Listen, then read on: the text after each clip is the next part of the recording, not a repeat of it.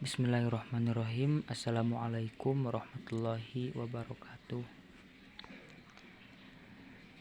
Innal hamdalillah nahmaduhu wa nasta'inuhu wa nastaghfiruh wa na'udzubillahi min syururi anfusina wa min sayyiati a'malina. May yahdihillahu fala mudhilla lahu wa may yudhlilhu fala hadiyalah. Amma ba'du. Baik, langsung saja di sini saya akan mencoba untuk menjelaskan salah satu mata pelajaran pendidikan agama Islam, yaitu pelajaran IP yang mengenai pendidik dan peserta didik dalam pendidikan Islam.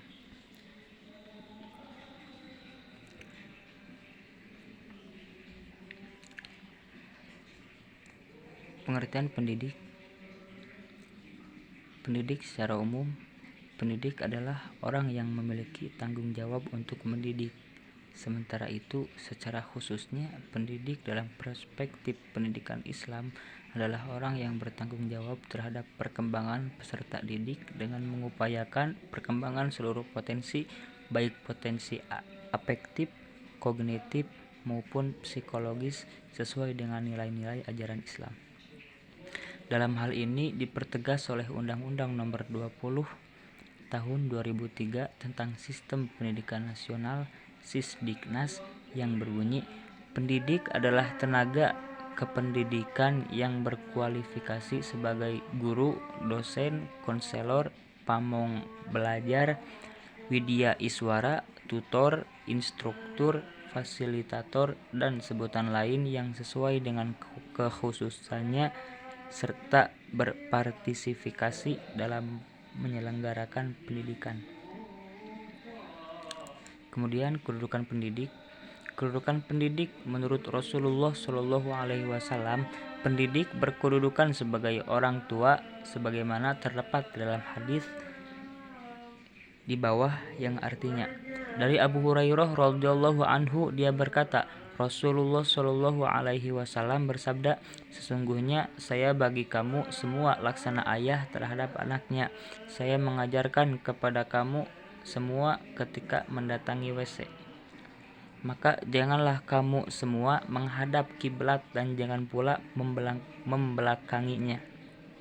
Nabi memerintahkan untuk tidak melakukannya dengan kotoran kering dan tulang, dan Nabi mencegah seorang laki-laki membersihkan dengan tangan kanannya. Hadis riwayat Abu Daud dalam kitab bersuci.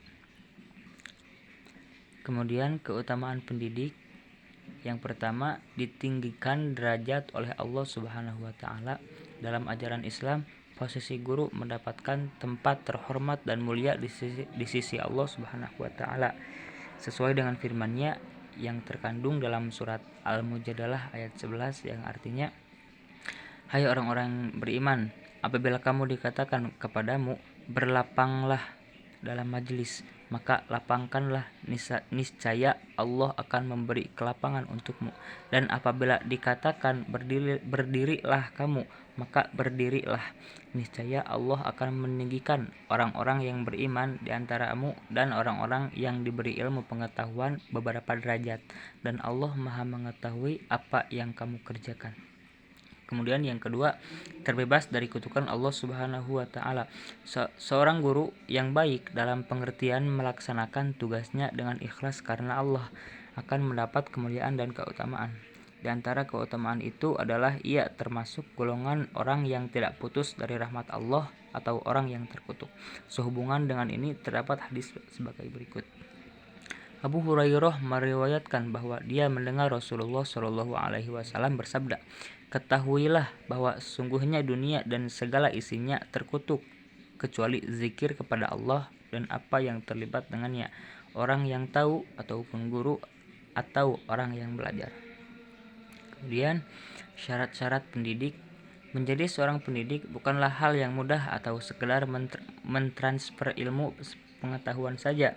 Akan tetapi seorang pendidik harus dibekali oleh syarat-syarat yang dapat menunjang keberhasilannya dalam proses mengajar sehingga dapat optimal. Di antara syarat-syarat menjadi pendidik adalah sebagai berikut, yakni pendidik harus beriman, kemudian pendidik harus berilmu, pendidik harus mengamalkan ilmunya, kemudian pendidik harus adil, pendidik harus berniat ikhlas, dan pendidik harus berlapang dada. Pengertian peserta didik. Secara etimologi, peserta didik dalam bahasa Arab disebut dengan tilmid, yang artinya murid. Maksudnya adalah orang-orang yang menginginkan pendidikan, atau kata lain dalam bahasa Arab yaitu tolib ataupun tulab, yang artinya mencari. Maksudnya adalah para pencari ilmu. Peserta didik merupakan sasaran atau objek dan sekaligus menjadi subjek pendidikan. Oleh sebab itu, dalam memahami hakikat peserta didik, para pendidik perlu dilengkapi pemahaman tentang ciri-ciri umum peserta didik.